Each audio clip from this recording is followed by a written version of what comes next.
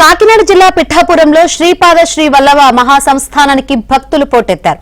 రాఖీ పౌర్ణమి సందర్భంగా శ్రీపాదుడిని తమ సోదరుడిగా భావించి స్వామివారికి ఔదంబర వృక్షానికి మహిళలు రాఖీలు కడుతున్నారు.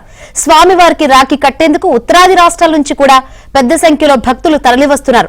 భక్తులకు ఎటువంటి అసౌకర్యాలు కలగకుండా ఆలయ అధికారులు భారీ ఏర్పాట్లు చేశారు.